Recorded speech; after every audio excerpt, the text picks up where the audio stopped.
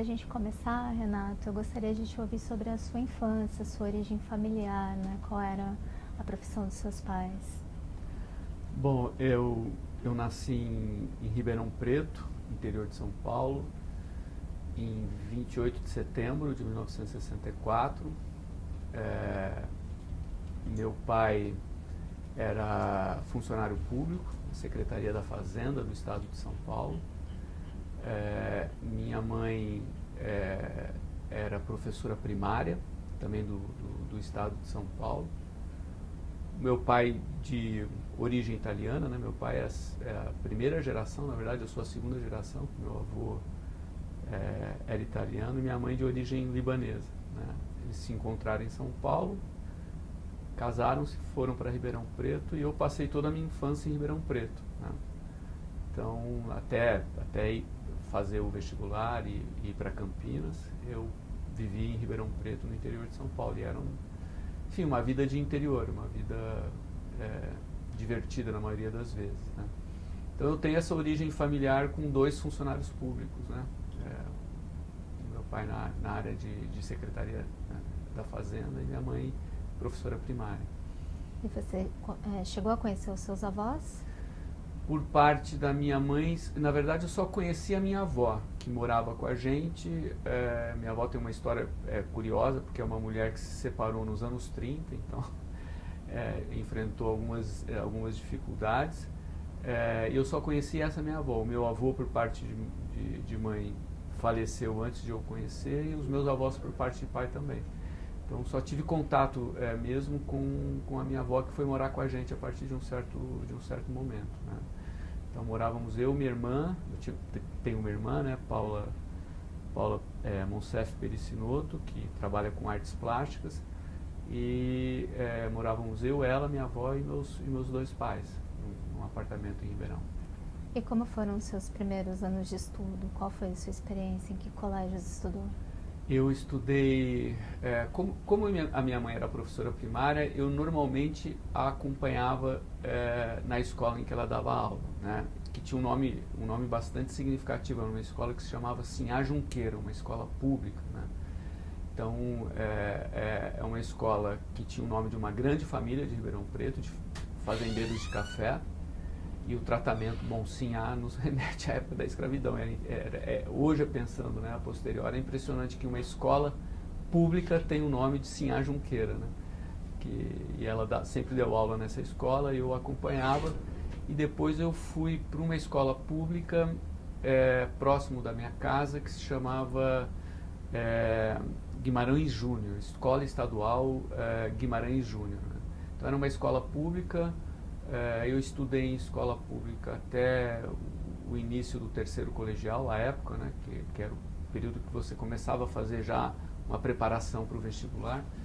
Então, até esse momento eu fiquei em escola pública. Eu estudei nessa Guimarães Júnior, depois eu fui para uma escola que chamava Escola Industrial. O sonho da minha mãe era, de alguma forma, me dar condições para que eu tivesse algum tipo de profissão, né, me garantir algum tipo de sobrevivência. Então, a escola industrial era uma escola técnica, também pública, estadual, que ensinava especialidades em marcenaria, em eletricidade, esse tipo de coisa. Enfim, na verdade, fiz essas disciplinas, nunca aprendi nada desse tipo de coisa, mas até a chamada oitava série, então oitava série, eu fiquei em escola pública, né, em Ribeirão. Então, a minha experiência sempre foi nesse tipo de escola. E teve alguma experiência com Grêmio Estudantil, com alguma iniciativa assim ou não? Na verdade, não. Acho que esse período foi de 74, acho que quando eu comecei a escola primária, na verdade eu tinha uns 4 anos, tinha uns 6 anos, foi de 70 até 74 eu fiquei em escola, nessa escola primária, e depois eu fui para esse colégio industrial, chamado Colégio Industrial. Então foi de 74 a 78, 79, né? Então, 1970 a 78, sim, na verdade, você estava no auge da ditadura militar, não tinha qualquer tipo de movimentação estudantil explícita, né? Evidentemente tinha algum movimento estudantil que eu não sabia. E eu lembro que, enfim, era muito comum, sábado, cantar o hino nacional, se reunia todo mundo e falava, teciam loas à ditadura militar, ao governo militar. Lembro até que eu fui levado a uma visita do presidente Geisel, a Ribeirão Preto, num clube, digamos assim, de classe média lá em Ribeirão, que se chamava Clube Recreativa. Um clube muito famoso durante muito tempo, teve um clube de vôlei que fez sucesso nacional, mas eu lembro que a escola nos perfilou, várias escolas, né, perfilaram os alunos e o Geisel ia passando, então era criança, para mim era assim uma espécie de oportunidade excepcional se dar a mão para o presidente da República. Então, enfim, não havia qualquer politização, assim. Eu nasci em setembro de 64, então a minha infância durante a ditadura sem nenhum contato com discussões políticas. Às vezes aqui ou ali eu reparava alguns sussurros e alguns comentários mais cuidadosos, não entendia muito bem por que as pessoas falavam daquele jeito, mas não tive nenhuma atividade política, não. E como vai surgir, então, o seu interesse por política? Então, isso é totalmente conjuntural. Quer dizer, eu começo a cursar o primeiro dos 3 anos do chamado, né, colegial por volta dos anos 80. Né? Aí começava a efervescência de transição, né? O início, né, daquela efervescência da criação do PT, do novo sindicalismo, dos movimentos sociais, dos protestos na rua. E isso eu já tinha aí 16, 17 anos e isso começava a transparecer nas aulas no cursinho. No cursinho eu tinha na verdade no primeiro e segundo colegial eu tinha 2 professores muito interessantes. Um professor de geografia que se chamava Gilberto Abreu, que era uma mistura de poeta e professor de geografia. E tinha um professor de história que se chamava Dantas, que eram os professores que mais abertamente falavam dessas coisas em sala de aula. Por outro lado, eu tinha em casa o meu pai que tinha algumas veleidades políticas e intelectuais. Meu pai não tinha ensino superior, né? E ele, volta e meia, tinha algum tipo de interesse em história e algumas vezes comentava coisas desse tipo, falava um pouco sobre política. Então, com esse, digamos assim, com esse aperitivo em casa e com esses professores falando mais abertamente em política em sala de aula, isso começou a me sugerir um interesse por história, por ciência social, até que alguém, não me lembro exatamente quem, sugeriu que eu fosse gostar do curso de ciência social. Então, se você pega essas coisas e conjuga também com um certo distanciamento em relação a disciplinas, né, como matemática, etc., meio que assim, muito espontaneamente, sem saber exatamente o que era, eu comecei a me interessar por ciências sociais. E quando eu entrei na faculdade, aí foi uma espécie de rito de passagem, porque a minha imaginação era que eu iria fazer na universidade, no curso de ciências sociais, o que a gente fazia na mesa do bar, né? Ia ficar falando sobre política, discutindo conjuntura, e eu fui descobrir que na verdade não era nada disso, né? Mas o interesse surgiu por essa conjuntura, né? Tanto doméstica, mas principalmente na escola, e essa conjuntura nacional de efervescência na rua, você vê surgir o PT, né, novos movimentos sociais, esse tipo de coisa, e aí começou a surgir o interesse nesse sentido. E a sua graduação vai iniciar em 83 na Unicamp? A minha graduação começa em 83 na Unicamp. Eu tive assim várias experiências que me chocaram inicialmente, que foram me dizendo que aquilo que eu imaginava que eu ia fazer, na verdade, não tinha nada a ver com aquilo. Eu lembro que eu entrei numa primeira aula, assim, era uma aula de história e assim, tanto o vocabulário dos alunos veteranos, né, na sua relação com o professor era uma coisa assim bastante chocante para mim, porque as pessoas falavam palavrão em sala de aula, e tinha gente assistindo aula sem camisa e de rabo de cavalo, enfim, era um ambiente completamente diferente para quem vinha de Ribeirão, daquele universo doméstico, muito ultra provinciano, ultra interiorano, né? Lembro que isso foi o primeiro choque, assim, de alguém falar palavrão em sala de aula na frente do professor, né? E o outro choque foram os textos que eu comecei a ler no primeiro ano de sociologia ou de teoria política, Então, Maquiavel, o fetichismo da mercadoria com Marx, assim, textos que eram muito distantes daquilo que eu imaginaria que seria um curso de ciências sociais e uma dificuldade de leitura muito grande, né? Então, por sorte eu gostei, por alguma razão eu me interessei por aquilo e me senti seduzido pela leitura e por aqueles textos, mas foi uma coisa assim completamente diferente do que eu imaginava do que poderia ser. Eu fiz uma escolha de curso de graduação sem saber de fato o que é que eu estava escolhendo. Então, o fato de eu ter gostado foi, digamos assim, talvez tenha uma explicação mais sofisticada, mas a princípio foi sorte, né? Não foi porque eu sabia exatamente o que eu estava escolhendo. Então, a ideia de ir para ciências sociais foi motivada por aquelas questões, digamos, de política conjuntural, a vontade de sair de casa, né, com 18 anos. E aí a minha graduação começou em 1983, em Campinas, na Universidade Estadual de Campinas. E por que a Unicamp? Já tinha um nome de destaque como universidade de prestígio, né? A gente ouvia falar da Unicamp. Eu não queria ir a São Paulo, porque era uma cidade muito grande para se viver, né? Aí seria um choque demais para ter que lidar com São Paulo. Eu conhecia São Paulo, né? Minha família, por parte de pai, a maior parte mora em São Paulo, então periodicamente eu ia a São Paulo visitar a família. Então era uma cidade com a qual eu não conseguia lidar, não conseguia dominar. Eu ia a São Paulo, mas eu não sabia como andar em São Paulo, como me virar em São Paulo. E aí tinha duas opções, ou Campinas ou Araraquara, que era a Unesp. Araraquara, por sua vez, era muito perto de Ribeirão. Então eu queria um certo distanciamento, de fato ter a sensação de viver fora, que era enfim, uma espécie de aventura autoimposta, porque eu era um pouco caseiro, assim, né? Eu lembro até que, enfim, fui procurar apartamento com meus amigos, etc. E no momento de assinar o contrato do apartamento, minha mãe tinha que estar lá, né? E assim, eu lembro que ao mesmo tempo eu queria que minha mãe assinasse e fosse embora para que eu começasse a viver sozinho, e ao mesmo tempo aquela tensão, né, de se separar de casa, a primeira vez que eu estava saindo de casa aos 18 anos. E minha mãe também muito, muito triste, né, de que estava deixando o filho e voltando para casa sem ele, né?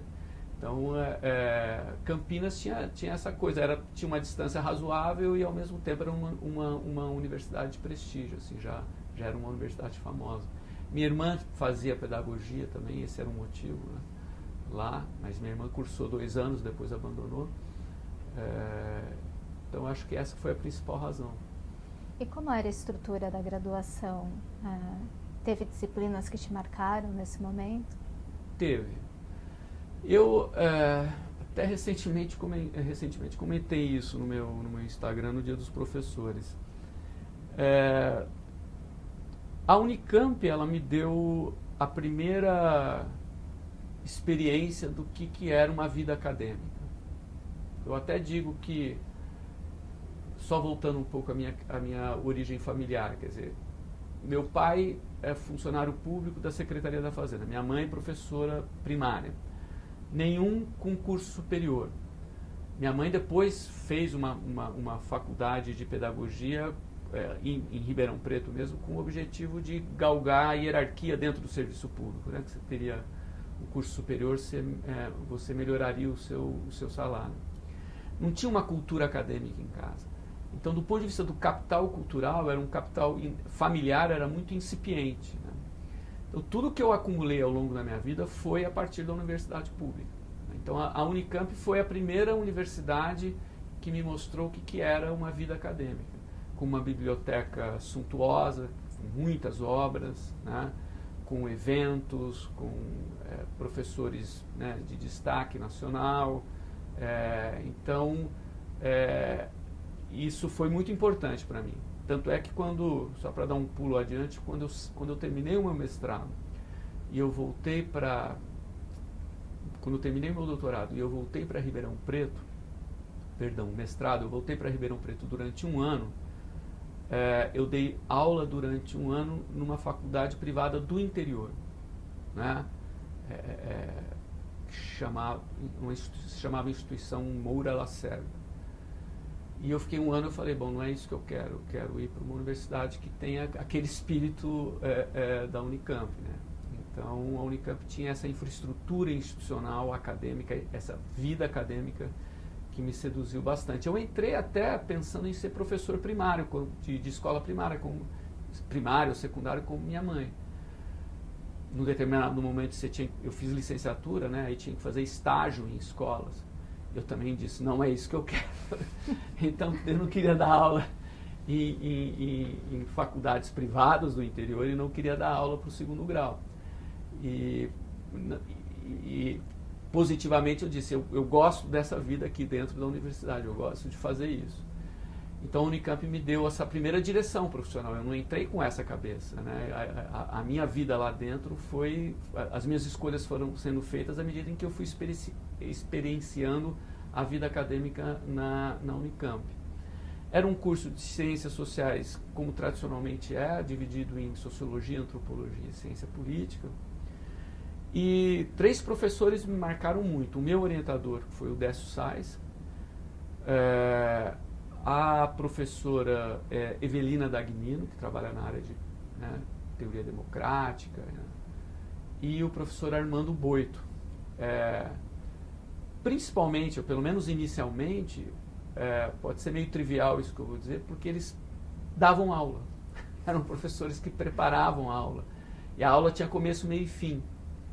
As outras áreas, por coincidência, por azar, não sei, eu caí com professores que não tinham uma pegada muito sedutora do ponto de vista docente.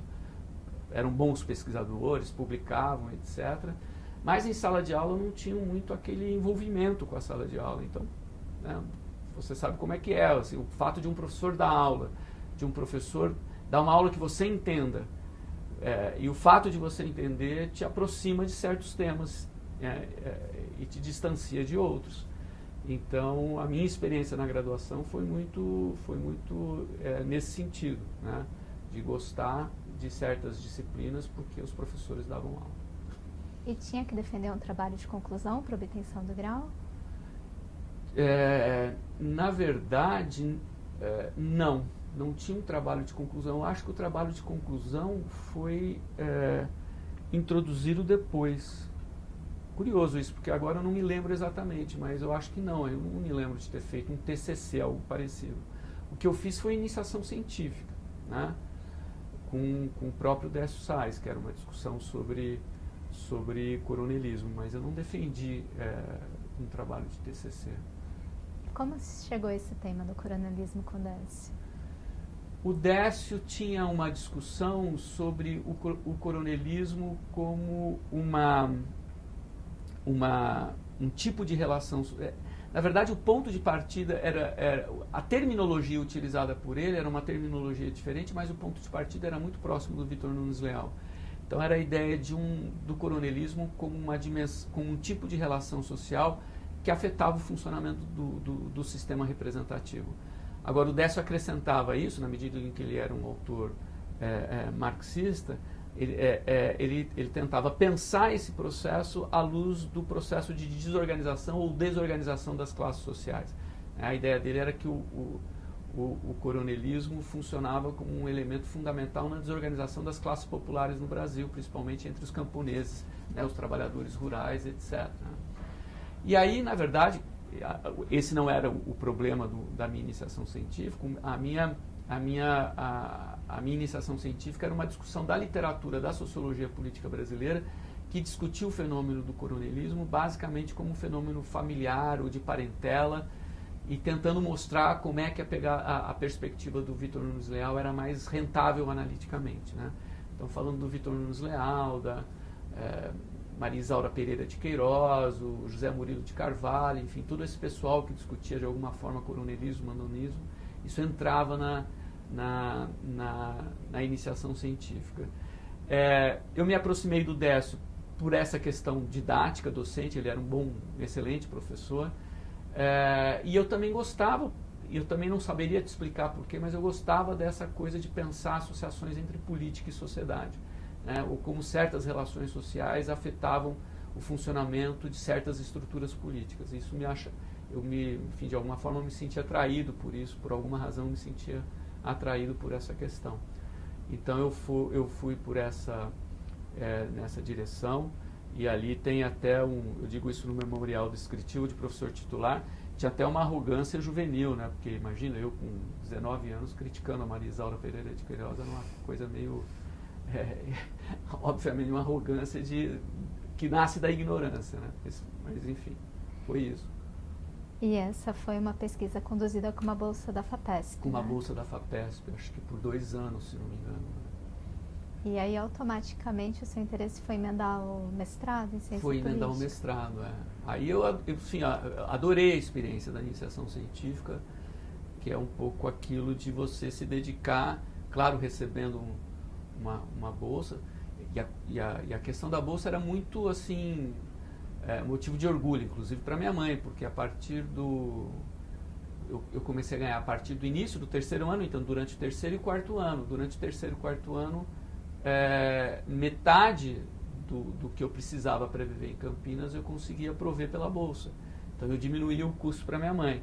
Então ela, enfim, claro, ficou bastante orgulhosa disso. Eu também me senti bastante orgulhoso desse fato. E ainda, além de estar recebendo, quer dizer, eu estava fazendo uma coisa que eu gostava muito e que também me ajudou a decidir o que fazer depois. Aí, na sequência, não querendo, qual que seria a saída? Parar e dar aula, que eu já sabia que não queria dar aula no 2º grau. Aí entrei no mestrado, que era uma época, assim, completamente diferente de hoje. Eram 4 anos e foram 4 anos de bolsa, né? Aí tive 4 anos para ficar também estudando ali no mestrado. E o seu projeto de entrada era uma continuidade da iniciação científica ou houve uma remodelação? Tinha uma continuidade cronológica, né? Porque o meu mestrado foi um estudo sobre hegemonia política. Então, digamos assim, a embocadura teórica da discussão era o marxismo pulantiano. Então era a ideia de pensar a hegemonia política de certos setores da classe dominante numa economia periférica, numa economia agroexportadora, né? Então o meu mestrado saiu em livro, né, em 1994 pela editora da Unicamp. Ele é basicamente escrito a partir de uma literatura secundária, né? Não fiz basicamente pesquisa empírica. E era uma interpretação da Primeira República, né? E até hoje é o meu texto mais citado, né? Claro, foi publicado em 94, porque como ele tem esse diálogo com a história, tem muito historiador que lê, né, esse texto, né? Então foi uma experiência bem interessante, mas era uma interpretação teórica a partir da literatura do que seria o funcionamento da política numa economia periférica, agroexportadora, a partir de uma perspectiva marxista. Por um regime que é muito negligenciado na ciência política, né? Um regime histórico que, exatamente, que não se estuda. Ninguém estuda, né, só você e o Paulo que tem se dedicado a esse tipo de trabalho. Então, até hoje eu converso com os meus alunos, eu falo assim, a minha formação ela é bem peculiar, assim, se você pensar hoje em termos institucionais, né, se podem me colocar, digamos assim, a etiqueta de cientista político, porque estou no departamento de ciência política, num programa de pós-graduação em ciência política. Em geral, eu estudo coisas que os cientistas políticos não estudam, né? Então, comecei por aí, né? Ao longo da minha carreira, fiz vários desvios, mas isso sempre me interessou, esse diálogo com a história, né? E a sua defesa foi em 1991? Foi em 1991, exatamente. A banca era o Miglioli, da Economia da Unicamp. Já faz tempo isso, então se eu esquecer e você souber, você me corrija, mas era o Miglioli, era acho que era o Armando Boito, eu acho, nossa, agora me escapou completamente. Mas acho que era o Miglioli e o Armando Boito e o Décio, né? Não sei. Acho que era esse pessoal. Então tinha um diálogo com a economia, com a ciência política. A ciência política na Unicamp também era sui generis nessa época, né?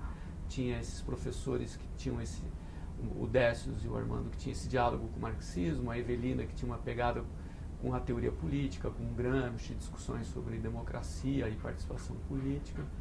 Então, era outra formação, na verdade. E nesse meio tempo surge o concurso para a Federal do Paraná.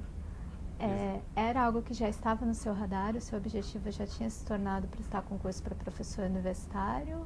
Depois que eu tive aquela experiência da universidade privada em Ribeirão Preto. Aí eu falei, não, eu preciso procurar algum espaço acadêmico em que se aproxime ou me permita o tipo de trabalho que eu gostei de fazer enquanto eu estava na graduação e no mestrado. E tem também outra coisa curiosa, eu passei em Curitiba em 92. Né? Em 87, portanto, quando eu já tinha terminado o mestrado, eu fiz uma viagem com o Adriano Codato, que é o meu parceiro desde então, a Curitiba para visitar o irmão dele. Eu não conhecia Curitiba, eu fui passear. Eu adorei a cidade, né? Adorei a cidade, como eu sou do interior de São Paulo, como eu sou de Campinas, e eu passei por Campinas e as cidades eram muito, enfim, mal cuidadas. Eu cheguei em Curitiba era tudo organizadinho, tudo bonitinho, gente andando na rua às 11 horas da noite, né? Eu achei o máximo da cidade, eu gostei bastante. Aí depois, passaram esses anos, abriu o concurso lá. E eu falei, bom, vou para lá, eu gostei da cidade, é uma universidade federal, né? E eu liguei para o Adriano e falei, vai ter concurso em Curitiba, vamos para lá?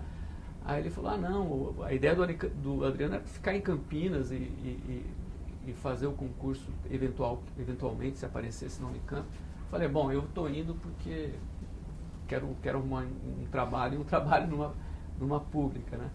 Aí nós passamos, vejam só que época, era um concurso para auxiliar, ou seja, você não precisava nem ter um mestrado, e eram 3 vagas. Passamos eu, o Adriano e um colega nosso, o Nelson. E aí eu já tinha entrado no doutorado, tranquei o doutorado e comecei a dar aula.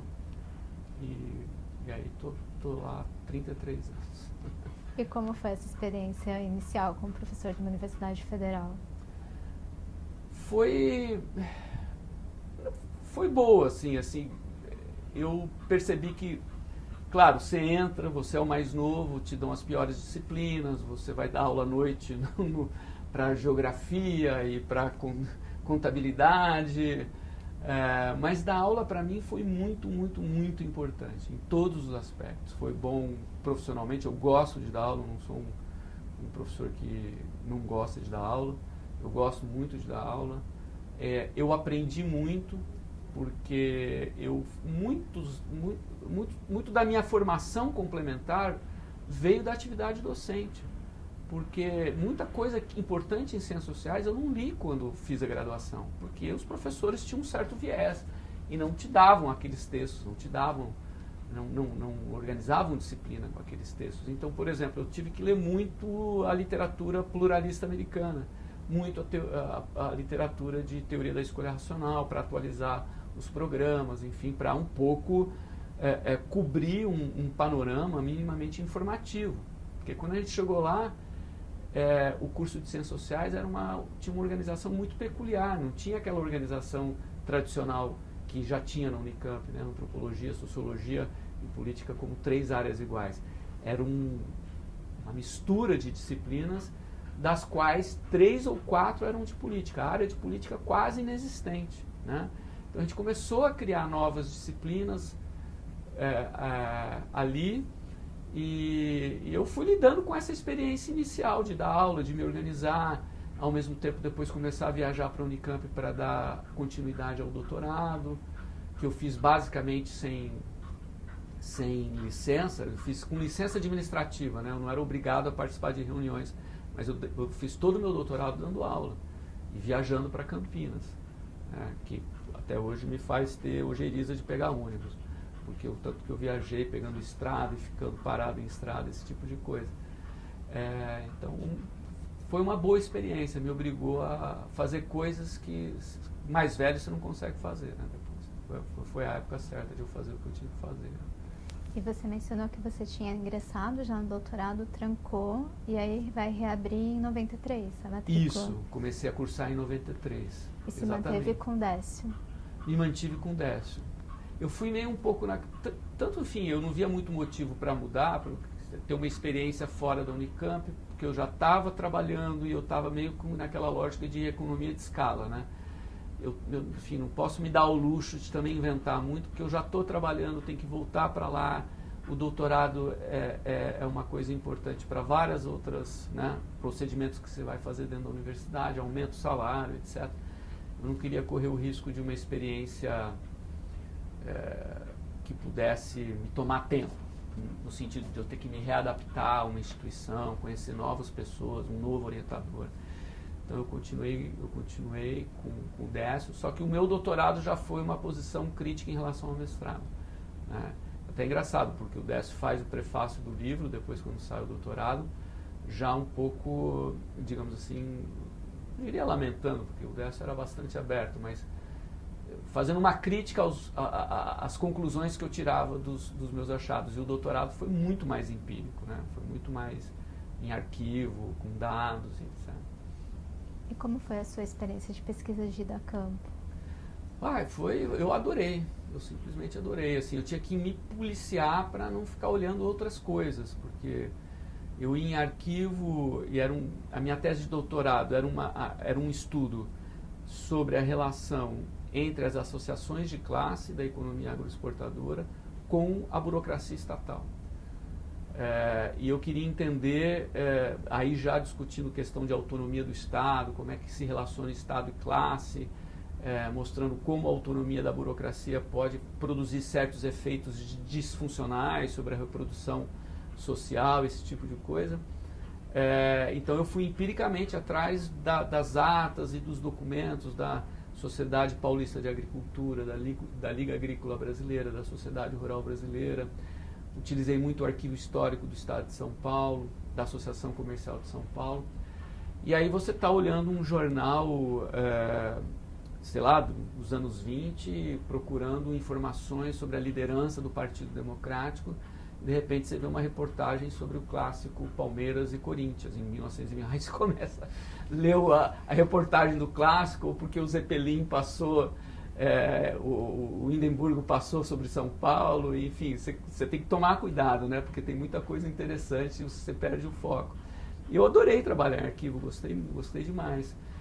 Principalmente porque eu articulava os achados com as questões teóricas que me interessavam, né? As pesquisas nas associações também foram muito interessantes.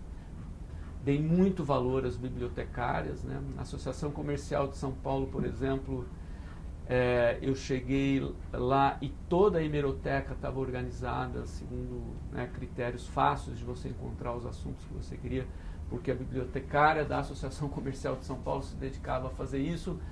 Não sei exatamente para quem, você imagina quem é que consultava a hemeroteca da Associação Comercial de São Paulo, né? E encontrei isso em várias instituições públicas, gente muito boa e dedicada trabalhando. E adorei trabalhar em arquivo, gostei bastante.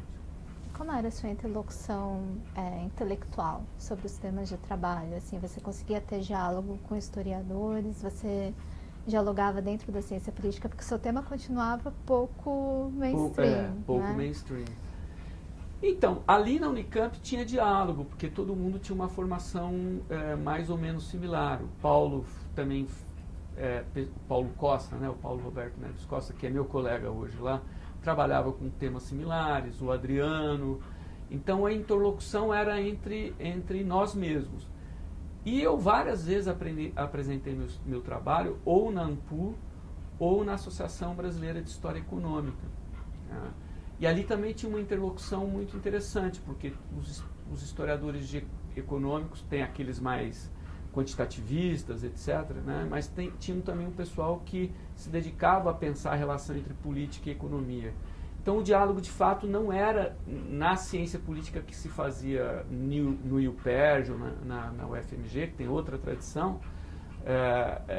Realmente não tinha diálogo, porque era outra perspectiva. Eu não trabalhava com eleições, eu não trabalhava, né, com comportamento eleitoral, não trabalhava com nada disso, né? Então o diálogo era um diálogo de fato muito localizado e muito ali entre essas pessoas. Eu acho que a minha formação ela tem uma grande vantagem e uma grande desvantagem. Uma grande vantagem é me colocar o tempo inteiro a questão de interpretar os dados, de conectar a sociedade política, de ter uma certa disposição para discussões teóricas e textos mais abstratos. A grande desvantagem é você exatamente não circular numa área de ciência política que é o mainstream, né? E o que me permitiu de alguma forma me aproximar disso foi a preparação de aulas, porque eu próprio percebia essa carência na minha formação e eu queria que os alunos pelo menos tivessem um contato com esse tipo de discussão. Então o diálogo era isso, era um diálogo localizado ali entre os mais próximos. Continuam próximos até hoje, na verdade. Na sua fala já é a segunda vez que o nome do Adriano Codato aparece, era algo que a gente até conversou mais cedo na entrevista com ele. A gente queria entender a receita do sucesso dessa parceria, porque é muito raro também nas ciências sociais essas parcerias de longo prazo. Exato. Aquela, assim, eu conheço o Adriano há 40 anos, na verdade, porque ele entrou junto comigo, a gente morou juntos em República a partir do terceiro ano da graduação. Como a gente foi fazendo as escolhas similares, a gente foi permanecendo próximo, os amigos que moravam junto foram seguindo as suas vidas, cada um seguindo os seus caminhos, e a gente foi seguindo o mesmo caminho juntos, né? Quando ele também decidiu vir para a Federal, nós dois chegamos aqui, lá em Curitiba, num ambiente que não havia absolutamente nada. Já haviam 3, 4 disciplinas de ciência política. Entramos ele e esse outro colega, o Nelson, num departamento francamente dominado pela sociologia. Então, tudo estava por ser feito e só poderia ser feito conjuntamente, né? Qual é a receita do sucesso da parceria? Porque é verdade, a gente poderia ter brigado, a gente poderia não ter se aguentado, sei lá, algo desse tipo, né? Mas a gente sempre se deu bem, né? Sempre conversou abertamente, quando tem diferença. Por exemplo, o Adriano seguiu um caminho de interesses profissionais muito diferentes do meu, né? Do ponto de vista intelectual, do ponto de vista acadêmico, né? Isso nunca gerou qualquer tipo de ruído, né? O objetivo era sempre contribuir para a construção do lugar em que nós estamos. Você estuda o que você quiser, eu estudo o que eu quiser, a gente tem discussões teóricas e metodológicas, às vezes ele vai para um lado, eu vou para o outro, eu debato, critico, ele faz a mesma coisa. E como ele é muito empreendedor e eu gosto de trabalhar coletivamente também na construção institucional, porque não dá para fazer esse tipo de coisa sozinho, então a gente passou, na verdade, ali todos esses anos construindo o Departamento de Ciência Política. Que, veja, eu cheguei lá em 92, o Departamento de Ciência Política foi criado em 2015. Então foi tempo para construir isso, para conseguir convencer a universidade a criar um novo departamento. Em 2009 a gente criou, antes do departamento, a gente criou o programa de ciência política. Em 94, quando a gente entrou, fazia 2 anos que nós tínhamos entrado, a gente fez a primeira reforma curricular no curso de Ciências Sociais, que foi quando a área de ciência política adquiriu um status de igualdade com as outras 2 áreas. Então, a partir daquele momento, a partir de 94, a área de ciência política passou a existir no curso de Ciências Sociais como uma área formal, né? Então, assim, numa instituição que você chega não tem nada, isso toma muito tempo. Porque qualquer coisa é uma discussão, é um debate com colegas nem sempre fáceis de lidar, mas enfim, a gente foi construindo aos poucos, né? Eu lembro até hoje que eu tive uma conversa, estava muito, enfim, cansado das discussões locais, institucionais. Aí eu falei, olha, dá vontade de parar com tudo e ficar só me dedicando ao Lattes, né? Mas não dá para fazer isso, porque você está num lugar que é uma instituição, você vai passar 30 anos lá e vai deixar coisa, vai sair de lá e vai deixar do jeito que entrou, né? E felizmente a gente nunca tomou essa decisão, levou essa decisão a sério, né? E essa aproximação da sociologia política acontece nesse momento de tentar ocupar um espaço em um curso que era dominado pela sociologia, ou já vinha de antes, na sua percepção? Eu acho que já vinha da nossa formação. Eu sempre achei uma explicação, uma abordagem estritamente institucional, para mim, insuficiente, né? Nunca me seduziu inteiramente. a questão não é saber se é melhor ou pior, mas para mim sempre eu queria olhar para outras coisas a mais, né? E acho que a minha formação, eu acho que esse é um ponto uma das vantagens da minha formação, de ficar atento para outras dimensões fora da política. Claro que enquanto eu fazia isso na graduação e no próprio mestrado, eu não tinha muito consciência dessas divisões teóricas, conceituais, e de que isso seriam campos disciplinares muito distintos e que a partir disso poderia se gerar um debate teórico e metodológico. Então eu acho que eu já trouxe isso comigo na minha formação da Unicamp. E depois isso foi sendo racionalizado, digamos, à medida em que a gente ia desenvolvendo a nossa atividade profissional. Uma das primeiras coisas que nós criamos lá na Federal foi um grupo que chamava Grupo de Estudos Estado e Sociedade, que durou pouco tempo com esse nome, que foi o embrião do NUSP, um Núcleo de Estudos Sociologia Política, que foi depois credenciado no CNPq, salvo engano meu, em 2000. Então é um grupo que já existe há 24 anos. Então aí a gente começou a dar forma institucional à coisa e começamos a racionalizar intelectualmente a coisa, né? Como é que a gente justifica teoricamente esse tipo de abordagem. Então, na verdade, não foi digamos assim, uma escolha consciente, tem a ver com a nossa formação e em algum momento a gente conseguiu racionalizar essa escolha, digamos assim. E foi um momento para organizar, inclusive, as orientações? Fazer Também. um grupo de trabalho? Também, foi muito importante. O NUSP foi fundamental, a gente teve várias experiências como a gente tinha o programa de pós-graduação em Sociologia, que foi criado em 96, salvo engano. Então eu já comecei a orientar algumas pessoas na Sociologia, nesse programa de Sociologia. E alguns alunos de iniciação científica, que começaram a atuar no NUSP. E o NUSP também foi muito importante no sentido de me forçar a aprender técnicas e métodos de pesquisa de coleta de dados empíricos, a prosopografia, o survey, esse tipo de coisa que a gente tem que saber quando pesquisa elites empiricamente. A gente trabalhava com os deputados estaduais, a gente trabalhava com os secretários de Estado, né, no primeiro momento, treinando os alunos na coleta de dados, que depois, no final das contas, deu num livro, né, sobre a elite política paranaense que se chamava pretensiosamente Quem Governa.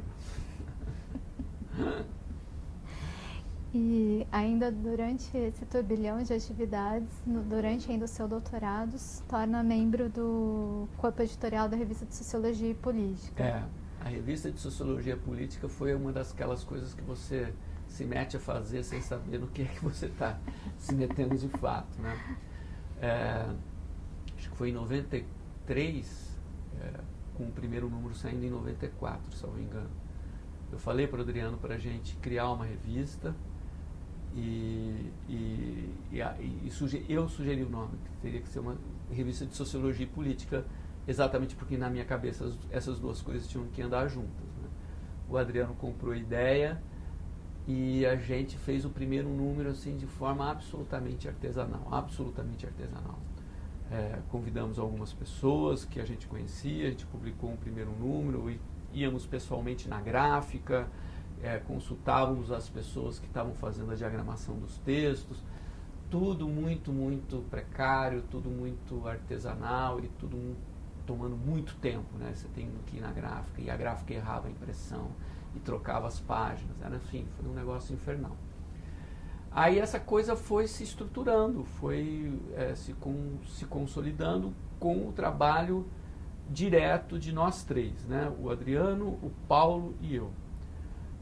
A gente fazia tudo, a gente pegava os textos, a gente enviava para parecerista, cobrava os pareceristas, levava na gráfica, levava para a diagramação, e aos poucos, e aí muito com a dedicação do Adriano, porque o Adriano gosta muito dessa coisa de revista, ela foi eu não diria se profissionalizando, mas a gente foi trazendo algumas pessoas para a revista que aceitavam trabalhar de graça, né, alunos de pós-graduação que trabalhavam como editores executivos, e a revista foi se institucionalizando. Aí depois entrou no Cielo e foi sendo classificada em vários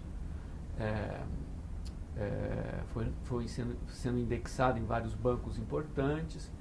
A gente conseguiu depois o recurso do CNPq uma primeira vez, esse recurso foi se repetindo e nunca conseguimos dinheiro de grande monta, assim, na verdade a gente sempre precisava completar o dinheiro que o CNPq nos dava, né?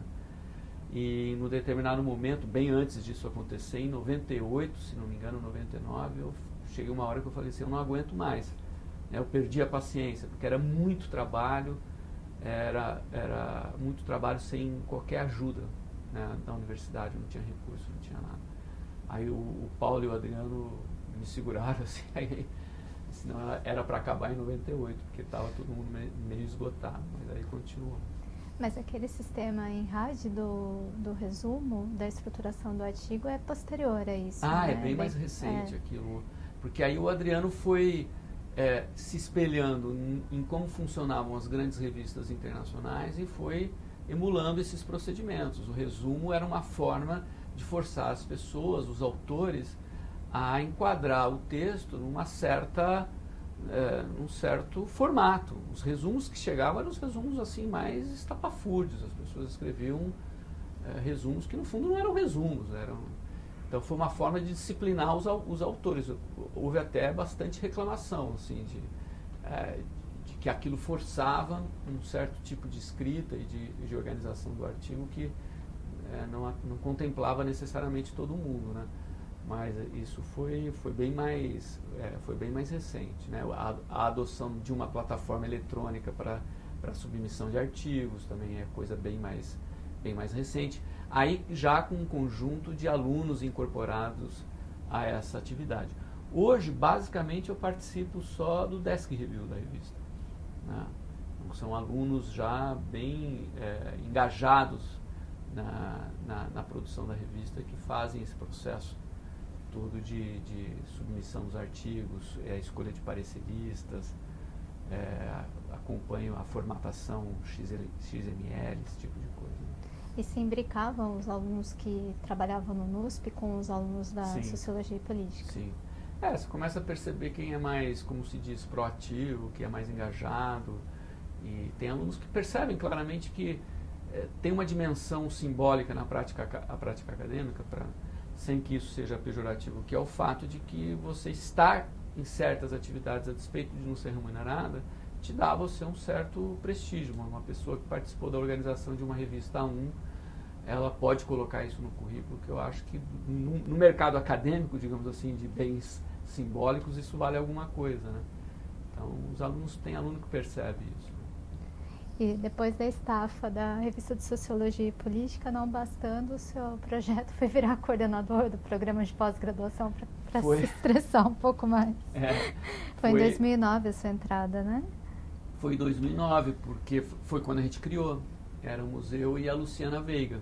A Luciana Veiga era uma colega aqui do Rio de Janeiro que depois passou uns 10 anos conosco lá, e depois veio aqui para o Rio de Janeiro na Unirio, né?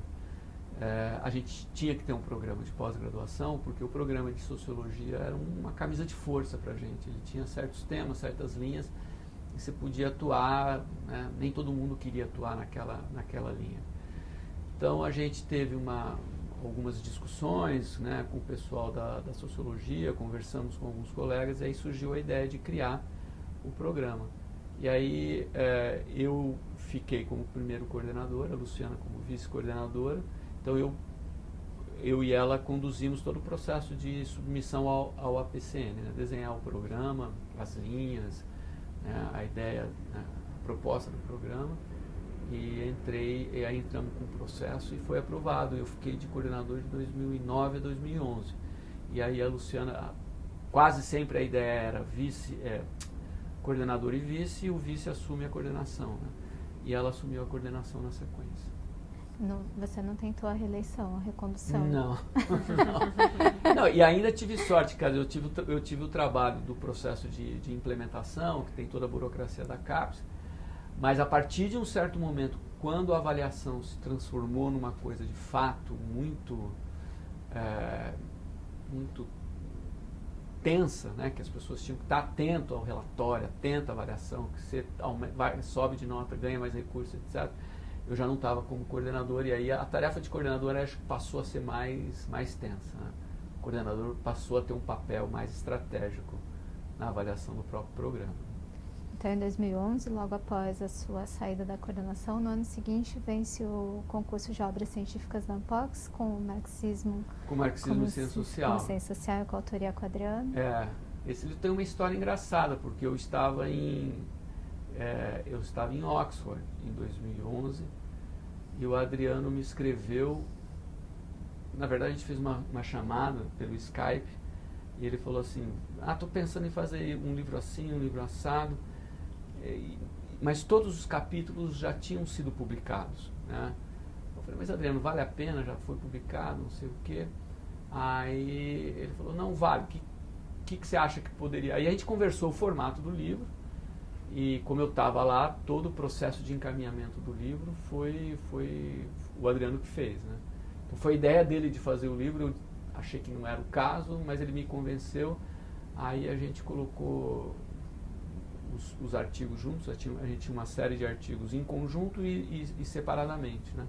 E aí pensamos uma forma que desse coerência, né, à argumentação, e aí a gente fez o livro. Ele fez o livro. Eu estava na Inglaterra, né? Ele encaminhou o processo de impressão e publicação do livro. Aí teve até uma segunda edição que foi pela editora Vozes, né? Esse livro fez bastante sucesso, né? E aí recebeu esse prêmio da Ampox. Eu fiquei bem contente de receber o prêmio, né? Acho que a Ampox é uma associação importante. Foi em 2012 isso. E nós acabamos não comentando sobre o seu pós-doutorado. Foi a sua primeira saída para uma experiência internacional? Foi só em 2012? Foi, tinha experiências internacionais, assim, de congresso, de pequenas missões, como se diz hoje, né? Mas, assim, finalmente, depois de quase, não sei, eu entrei em 92, eu falei, né? 92, 2002, quase depois de 20 anos que eu consegui uma licença para ficar um ano inteiro fora, né? Foi no período 2011, 2012. E foi uma experiência fantástica, assim, foi muito bom, assim, uma experiência de você conhecer uma outra cultura universitária, um outro ambiente, de você ficar um ano trabalhando na sua pesquisa, sem dar aula, sem nenhuma função administrativa, né? Uma espécie de paraíso, Disneylândia intelectual. Mas adorei, muito bom. Depois de 20 anos de construção institucional, depois de 20 anos, uma licença de um ano para fazer pesquisa. E qual foi seu foco de pesquisa nesse período? Aí eu comecei a retornar para uma discussão que era a discussão que me interessava desde o mestrado e o doutorado. A minha pesquisa ali começou o livro de 2021 e 2020, que saiu pela Eduerge, ao qual me referi ontem no evento aqui na FGV. Era uma discussão sobre o papel das elites estatais na definição do processo de desenvolvimento econômico de Brasil e Argentina a partir da conjuntura crítica de 1930. Era isso que eu queria discutir. Só que essa pesquisa começou de um jeito e acabou de outro, do ponto de vista da perspectiva teórica, do que me orientou e me motivou a fazer o livro. E essa pesquisa teve início em Oxford, mas eu a conduzi durante 10 anos, né?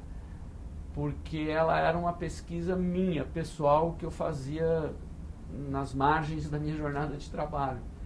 Tinha muita coisa, eu adotei inconscientemente, depois eu tomei consciência disso, eu adotei uma estratégia profissional que era um conjunto de atividades que se desovam mais rapidamente, do ponto de vista da produtividade acadêmica, que você tem que entregar resultados, e que aí você trabalha com banco de dados que já estão prontos, e artigos mais curtos, etc. E, de outro lado, um tipo de pesquisa que eu gosto particularmente de fazer, que é essa coisa de articular história, né, ciência política, sociologia, né, ciência política, Estado e classes. E essa pesquisa eu fiz durante 10 anos, na verdade. Eu dei o ponto de partida dela na minha ida para a Inglaterra.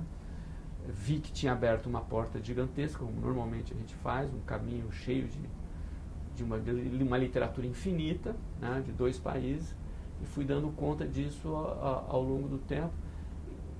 Até a partir de um certo momento virou até meio que piada entre os colegas, entre os meus amigos mais próximos, que era como se eu estivesse falando de uma coisa que nunca aparecia, né, porque eu não conseguia, na verdade, publicar nada sobre isso, mas eu falava que estava fazendo. E todo mundo, aí, enfim, depois, no final de 10 anos, o livro acabou sendo publicado. Então eu fui para fazer esse tipo de trabalho lá. Então foi ótimo. E nesse meio tempo, me parece cada vez mais que o seu trabalho começou a ser também uma crítica, de certa forma, à ciência política, que não considera uma perspectiva nem histórica e nem de métodos qualitativos, né?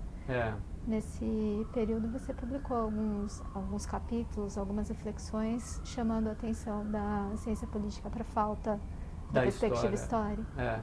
Acho que o primeiro artigo nesse sentido foi por um retorno à sociologia política, que eu acho que foi um artigo que eu publiquei na revista Política e Sociedade da UFSC, e um sobre comparação histórica na RBCS.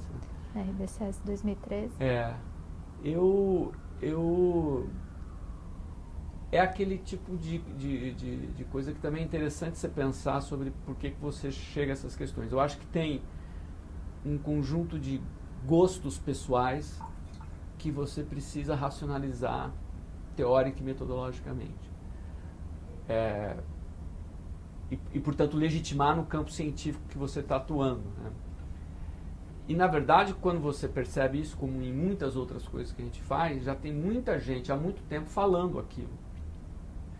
E aí você começa a perceber que você também não está pensando nenhuma bobagem e que talvez valha a pena dar aquele recado no campo disciplinar em que você atua no seu país. Muitas dessas coisas que eu escrevi, na verdade, inclusive não faria nem sentido você publicar internacionalmente, porque já tinha muita gente falando aquilo, né? Era mais interessante publicar aqui tentando, né, tendo a esperança de que se instaurasse algum tipo de diálogo, né?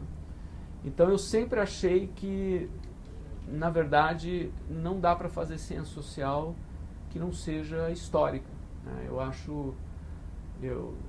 Não que o que não seja ruim, mas eu acho que a ciência social tem que contemplar uma perspectiva histórica dos fenômenos sociais e dos fenômenos políticos, porque eu acho que um olhar estritamente sincrônico para um evento é um olhar que pode te revelar certas coisas, mas certamente oculta muitas coisas, né? A ideia de que qualquer evento está inserido numa cadeia de eventos, e às vezes você pode, né, olhar sincronicamente para os acontecimentos, você pode tomar certas causas superficiais por causas fundamentais, né?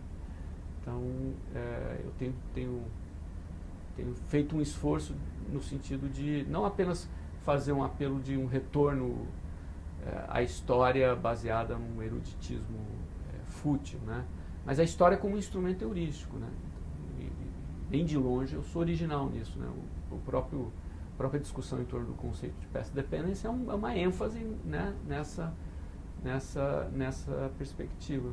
Então agora recentemente, né, vai sair um artigo de novo na RBCS que se chama Ciência Política e História, que eu tento fazer um pouco essa discussão. E até aproveitando a conexão que a gente fez em relação ao evento de ontem, né, que foi 28 de outubro de 2024, que foi a mesa redonda com a sua participação e a Adriana para discutir o estudo das elites em termos de perspectivas futuras. O que te parece que falta como agenda de pesquisa para o interessado em sociologia política desvendar a partir de agora? Bom, eu sinto falta de uma conexão dos nossos objetos com uma discussão mais ampla sobre o país. Eu acho que nós passamos por um processo de profissionalização absolutamente necessário, fundamental.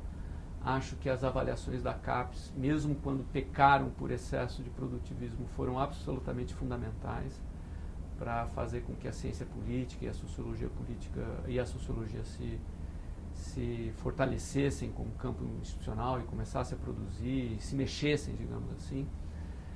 Mas eu acho que hoje ficou nós abrimos mão de uma perspectiva, não vou dizer ensaística, de uma perspectiva que submeta os nossos dados, os nossos achados, a uma discussão mais ampla sobre o que a gente pensa que pode ser o país, uma espécie de projeto nacional, como os pioneiros pensavam também a ciência social no Brasil, né? Eu acho que hoje ficou tudo muito, muito especializado. E eu acho que isso foi um processo necessário num determinado momento. Mas eu acho que a gente devia, pelo menos, sem abrir mão de tudo de bom que a gente conseguiu ao longo do tempo, a profissionalização, a sofisticação metodológica, etc., tentar conjugar isso com questões mais amplas, né? Questões, a gente estava discutindo hoje, questões normativas que não precisam ser discutidas só por meio de uma fala vazia, né? Você tem dados que possam ancorar discussões normativas relevantes, né?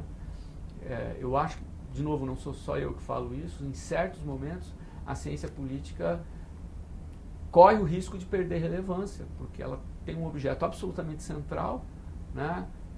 Mas aí discute coisas muito específicas, em muito detalhe, e deixa de falar de coisas, digamos assim, mais abrangentes, né? Projetos nacionais, sei lá, de desenvolvimento, de formações das instituições. Então eu sinto falta, às vezes, dessas discussões, tendo que a maioria das pessoas estão envolvidas, enfim, nos seus afazeres e milhões de coisas para realizar, mas eu sinto falta um pouco desse tipo de discussão mais ampla. E como é construída a sua chegada até a presidência da Associação Brasileira de Ciência Política?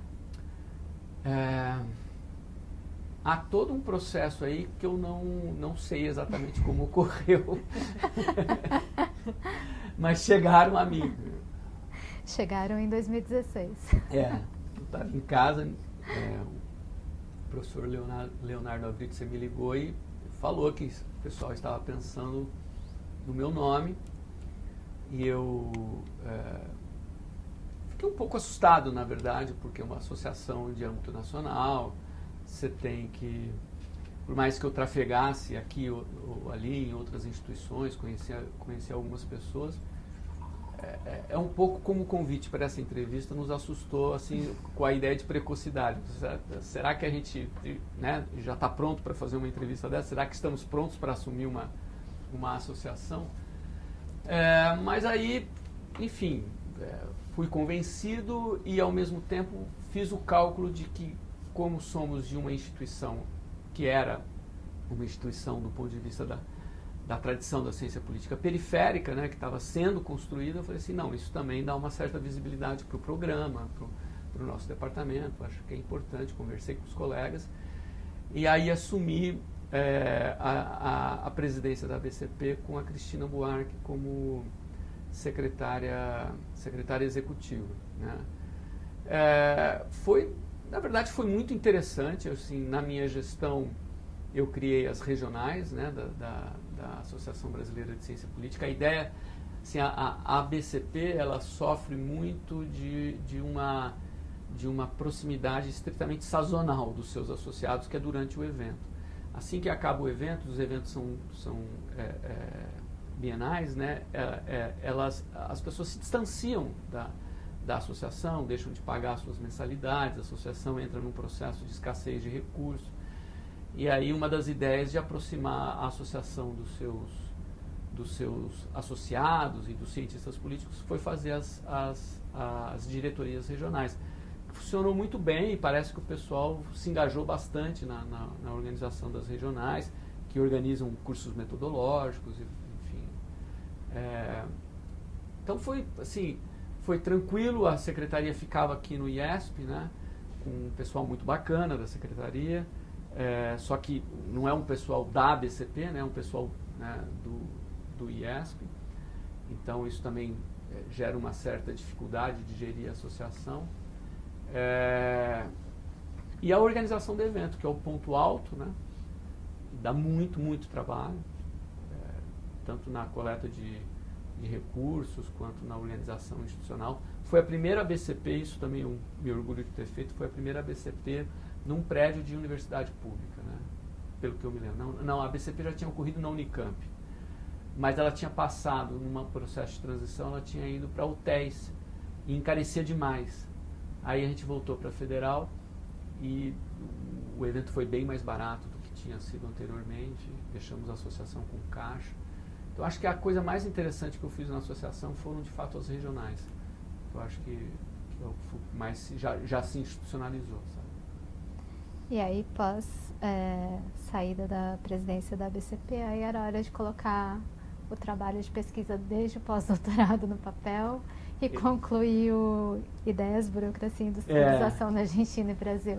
Na verdade, eu já tinha escrito algumas versões do livro. Fui burilando, fui trabalhando, anexando a literatura que, enfim, mais recente sobre o tema.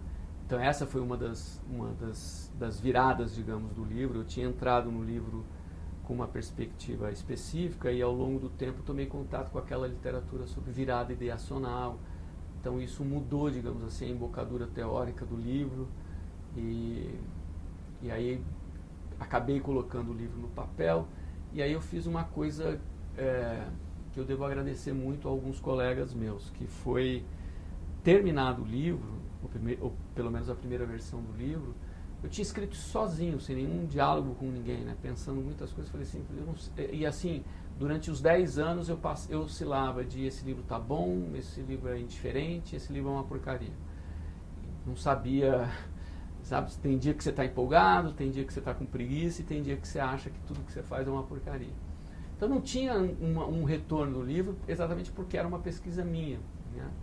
Aí eu organizei um seminário informal, né, distribuí o livro para alguns colegas, argentinos, brasileiros, alunos de doutorado, e disse o seguinte: olha, peçam o prazo que vocês quiserem, porque era um livro grande, e aí a gente faz o seminário, porque eu queria ouvir o que vocês têm a dizer. Aí fiz o seminário, foi bem legal, todo mundo fez várias observações, eu fiz algumas mudanças a partir disso, e encontrei, como eu tinha muito contato com o pessoal da Argentina, um professor da Faculdade de Ciências Econômicas da Universidade de Buenos Aires, o Aníbal Jauregui, eu também enviei o livro para ele, ele gostou muito do livro, fez algumas correções, né? E ele falou, não, isso aqui tem que ser publicado, tem uma colega que tem uma editora aqui. Aí entrei em contato com ela, ela aceitou e eu fiquei um ano, na verdade, trabalhando junto com ela na editoração do livro. O livro saiu em 2021, em espanhol, né? E aí ganhou o prêmio Vitor Nunes Leal de melhor obra. O prêmio Vitor Nunes Leal, fiquei muito orgulhoso, tanto pelo prêmio quanto pelo nome do prêmio, né? O prêmio Vitor Nunes Leal é muito bom. E aí o prêmio Dan Fox também, né? Na versão em espanhol. E aí o livro em 2023 foi traduzido, foi publicado em português pela Eduerge, que ficou uma edição bem legal também, fiquei bem contente com a edição. E qual é a sua agenda atual de pesquisa? Então... Depois de um filho de 10 anos. Eu, como, digamos assim, subproduto do livro, tem várias discussões sobre desenvolvimento, industrialização, comparação histórica, que eu tenho feito e tenho trabalhado nisso. Esse artigo que vai sair na RBCS é uma continuidade disso, né? Então, uma parte está indo nessa direção. Então, eu tenho uma pesquisa, de novo, pessoal, que é minha, que eu faço sozinho, que é sobre... Esse livro e alguns artigos que eu publiquei depois, basicamente defendem a tese de que as elites burocráticas estatais jogam um papel de causa necessária no processo de industrialização tardia, né? Sem esse grupo não é suficiente para você fazer projetos de desenvolvimento, mas sem ele você não tem projetos de desenvolvimento. E desenvolvimento de fato, industrialização de fato. Né? E como esse grupo não aparece do dia para a noite, uma coisa que sempre me instigou é como é que esse grupo é formado socialmente. De onde vem esse grupo? Quais são os processos sociais que formam indivíduos com essa coesão, com essa disponibilidade, disposição para agir, com a capacidade política para agir. Então isso é uma coisa, né, uma pesquisa minha, mantendo aquela estratégia que eu me referia. E a outra é a pesquisa do REDEM, que tem a ver com essa questão sobre qualidade da elite parlamentar, na representação parlamentar, que foi o que eu apresentei ontem no evento aqui da FGD, que você organizou e nos convidou, que é essa tentativa, eu considero, teoricamente e metodologicamente ousada. Já falei isso para o Adriano, não sei se vai dar certo, mas eu acho que vale a pena usar nesse sentido, de construir um índice de qualidade do parlamentar, né? De modo a complementar os índices e as avaliações da qualidade da democracia com um índice que avalia a qualidade de quem opera a democracia, né? E isso está dando um trabalho, faz um ano que a gente está discutindo isso, nem, como eu disse ontem, nem eu, nem o Adriano, nem os alunos que participam do grupo e os outros professores, exceto a Raquel Critch, da UEL, e o Ricardo Silva, da UFSC, que são teóricos políticos. Então a gente entrou num terreno assim, com um certo amadorismo da nossa parte, por isso que a gente pediu a contribuição desses professores. E é esse o objetivo, né? A atividade do REDEM, fundamental para mim, é essa, né? Embora tenha várias outras atividades. Então, de novo, eu um pouco repito a mesma estratégia, né? Um tipo de pesquisa que tem a ver com, digamos assim, mais com o mainstream da ciência política, com discussões importantes mais nucleares da ciência política, que tenha uma produtividade um pouco mais apressada, e outra pesquisa de maturação mais lenta. Então, teria essas duas pautas, digamos assim. E, de certa forma, talvez seja uma das formas mais claras de diálogo com o mainstream, ter esse estudo sobre qualidade da democracia, Exato. Pensando da perspectiva do representante para quem trabalha com sociologia das elites. Né? Exatamente, é uma forma de dialogar, como a gente começou a apresentação ontem, né? É muito difícil achar que instituições não sofrem o impacto de quem as opera, né? Então, esses indivíduos têm que ser, em alguma medida, também avaliados ou entrar no modelo teórico explicativo da qualidade democrática, né? Então, tem tido bastante diálogo nesse sentido com as instituições. O REDEM é interessante também nesse sentido, porque ele tem um eixo de instituições, um eixo de comportamento político, né? Então, acho que a gente está num grupo que propicia esse tipo de diálogo. Está bem interessante desse ponto de vista. Bem, para bem representar o professor Celso Castro, que infelizmente não conseguiu conduzir a entrevista hoje por um problema de saúde na família, ele sempre gosta de perguntar ao final das entrevistas quais são as leituras que marcaram, quais os livros que marcaram a vida do entrevistado. Então, no seu caso, Renato, que livro, quais livros são livros que são importantes na sua trajetória acadêmica? A vida profissional e a trajetória acadêmica? Mas pode ser a vida pessoal também. Do ponto de vista profissional, acadêmico, o meu critério é o seguinte: eu termino de ler um livro, eu digo para mim mesmo, eu gostaria de ter escrito esse livro. Porque, em alguma medida, se eu gostaria de ter escrito o livro, é o tipo de trabalho que eu gostaria de fazer, né? Tem 2 livros nesse sentido. Tem um brasileiro, que é o livro do José Murilo de Carvalho, o que é a tese de doutorado dele, A Construção da Ordem e o Teatro de Sombras. Construção da Ordem, quando eu terminei de ler, eu falei assim, esse é um livro que eu gostaria de ter escrito, porque tem tudo ali o que eu acho interessante do ponto de vista da ciência social. Tem a história, tem uma grande questão, né, um grande problema de pesquisa, ou seja, a questão da unidade nacional, que afinal de contas a gente virou o Brasil e não uma multiplicidade de pequenas colônias, de pequenos países de formação portuguesa. Tem pesquisa empírica, tem interpretação, enfim. Eu terminei o trabalho, assim, apaixonado pelo livro do José Murilo. E o outro é mais ambicioso, teoricamente, que é o livro do Barrington Moore Jr., Origens Sociais da Ditadura e da Democracia. Que também tem tudo que eu acho muito interessante. Tem a comparação histórica como uma ferramenta de produção de explicações causais, mas explicações causais não universais, não abstratas, ou seja, ancoradas em certos processos históricos muito concretos, né? Então, a capacidade dele ter uma tese, entre aspas, simples, né? Então, o tipo de articulação de classe produz um tipo de transição para a sociedade moderna. Um tipo de articulação entre camponeses e proprietários de terra na sua relação com a comercialização da agricultura produz um tipo de transição para a sociedade moderna, capitalista democrática, capitalista fascista ou comunista, né? Era uma pergunta muito bem fechada, com casos escolhidos e uma comparação histórica muito sistemática, muito sofisticada, muito erudita, né? Então esses dois livros diziam para mim, é isso, eu gosto de fazer esse tipo de trabalho, né? Me influenciaram sempre bastante.